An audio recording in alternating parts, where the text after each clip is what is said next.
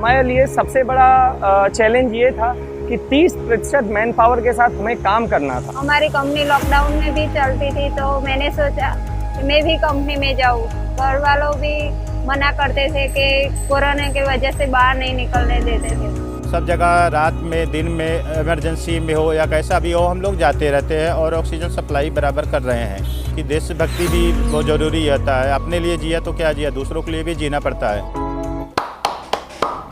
अपने लिए जिया तो क्या जिया, कुछ दूसरों के लिए जी लेते हैं। अगर ऐसी सोच हमारे देश के हर एक नागरिक के अंदर हो जाए तो वास्तव में वक्त नहीं लगेगा देश को बदलते हुए।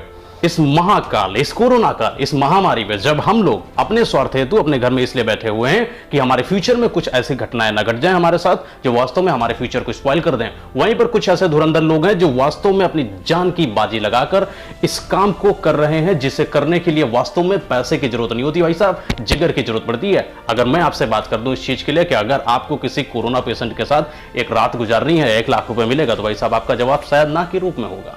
लेकिन वहीं पर कुछ ऐसे भी धुरंधर हैं जिनका यह मानना है कि कोरोना हो या महामारी हो, लेकिन हमें अपने देश के लिए कुछ करना है। ऐसे लोग जो ऐसी मेंटालिटी रखते हैं वो हमारी ह्यूमन लाइफ यानी हमारी नॉर्मल इंसानों से काफी ज्यादा अलग होते हैं। ऐसे लोग सम्मानित होते हैं, ऐसे लोग सम्माननीय होते हैं, ऐसे लोगों को सम्मान दिया जाता है, ऐसे लोगों को सम्मानित किया जाता है। मैं ऐसे लोगों को सल्यूट करना चाहूंगा। मैं कुशवाहा आप लोगों के समक्ष एक वीडियो लेके आया हूं जो कि केस स्टडी बेस्ड है ऑक्सीजन पर। काफी रिसर्च करने के बाद मैंने ये वीडियो बनाई है। इस वीडियो में आप जानेंगे कि ऑक्सीजन बनती कैसे है। ऑक्सीजन बनने से लगाकर आपके घर तक पहुंचने का पूरा सफर 3D विजुअलाइजेशन में आपको समझ में आएगा। अगर आप इच्छुक हैं थोड़ा सा भी कुछ सीखने के लिए, अगर आपके अंदर कुछ दिल में इच्छाएं हैं कुछ नया सीखने के लिए, तो भाई साहब बने रहिए हमारे साथ और चैनल को सब्सक्राइब करिए, क्योंकि ये चैनल मैंने आप लोगों के लिए बनाया है कुछ नया डालने के लिए आपके दिमाग में। जैसा कि आपको पता है कि जो ऑक्सीजन होती है हमारे एटमॉस्फेयर में ही होती है, लेकिन क्या हम इस एटमॉस्फेयर की ऑक्सीजन को उठा के डायरेक्ट किसी पेशेंट को दे दें? तो ऐसा नहीं होगा। इसके पीछे की वजह यह है कि पेशेंट को जो ऑक्सीजन भाई साहब दी जाएगी वो उसमें काफी ज्यादा प्योरिटी होती है। अच्छा, हम लोग इंसान जब तक कि स्वस्थ होते हैं तब तक हमारा इम्यूनिटी सिस्टम बहुत स्ट्रांगली काम करता है और हमारे इंसानों के अंदर ही फिल्ट्रेशन हो जाती है ऑक्सीजन या कई और सारी चीजों का जो कि हवा में प्रेजेंट होती है। अगर मैं हवा की बात बताऊं, हवा में धूल मिट्टी और कणों के अलावा भी कई सारी गैसेज होती है। यूं कहें कि हवा एक गैसेज का समूह होता है। सबसे पहले पूरी हवा को एक फिल्टर के माध्यम से गुजारा जाता है जिससे कि हवा में मौजूद सॉलिड पार्टिकल धूल मिट्टी के कण अलग हो जाते हैं। अब बचती है सिर्फ गैसेज जिसके अंदर किसी भी तरीके की कोई धूल मिट्टी नहीं है। गैस के मॉलिक्यूल्स काफी दूर दूर होते हैं जिसको हम कंप्रेसर की मदद से कंप्रेस करते हैं। फिर कंप्रेस हुई हवा को प्यूरिफिकेशन यूनिट में डाला जाता है।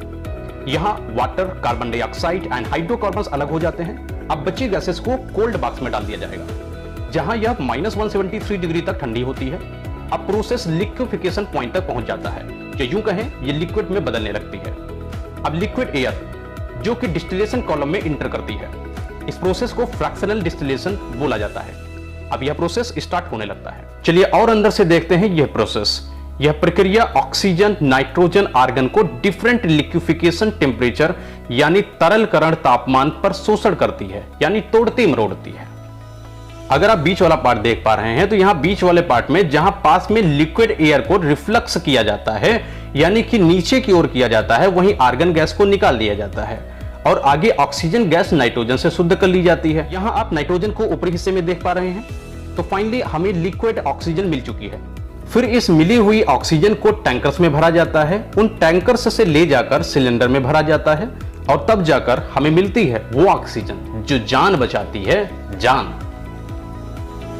चलिए बात कर लेते हैं मेडिकल ऑक्सीजन की कमी के सबसे बड़े कारण कौन से रहे हैं। अगर मैं पहले कारण की बात करूं तो हमारे पास less liquid medical oxygen storage facility है।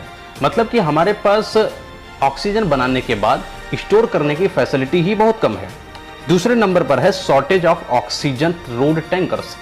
जिन टैंकर्स से ऑक्सीजन को एक जगह से दूसरी जगह पर ले जाया जाता है वो टैंकर्स ही अपने यहां ज्यादा नहीं है, या यूं कहें कि 1000-1500 की तादाद से ज्यादा अपने पास टैंकर्स नहीं है। तीसरे नंबर पर है less number of cylinders. Less number of cylinders का मतलब क्या है कि सिलेंडर की कमी होना।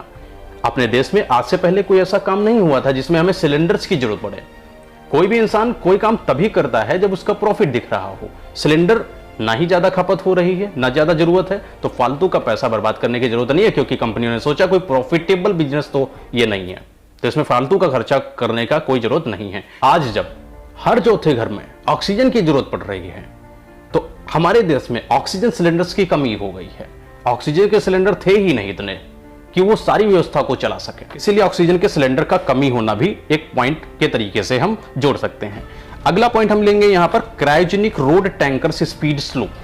ये जो टैंकर्स होते हैं जिनमें गैस, ऑक्सीजन गैस एक जगह से दूसरी जगह ली जाती है, ये कोई नॉर्मल टैंकर नहीं होते हैं, ये एक स्पेशलाइज्ड क्रायोजेनिक टैंकर्स होते हैं।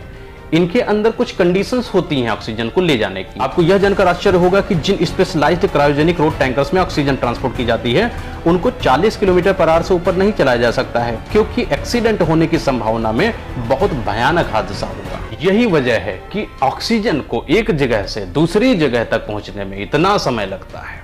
यही कुछ वजहें हैं जिनकी वजह से पूरा सपोर्ट सिस्टम हिला पड़ा है। ऑक्सीजन होने के बावजूद भी ऑक्सीजन नहीं आ सकती है। ऑक्सीजन कई जगहों पर बनी बनी पड़ी हुई है, लेकिन एक जगह से दूसरी जगह लेके कौन जाए। और हमारे देश के कई सारे ऐसे भाई बहन हैं जिनकी बेमौत मौत हो रही है। सपोर्ट सिस्टम जब तक सही नहीं होगा तब तक हम कुछ नहीं कर पाएंगे। अब आपके मन में प्रश्न होगा कि क्या सब ऐसे ही चलता रहेगा, क्या ऐसे ही जाने जाती रहेंगी, क्या ऐसे ही सब काम धीरे धीरे होता रहेगा?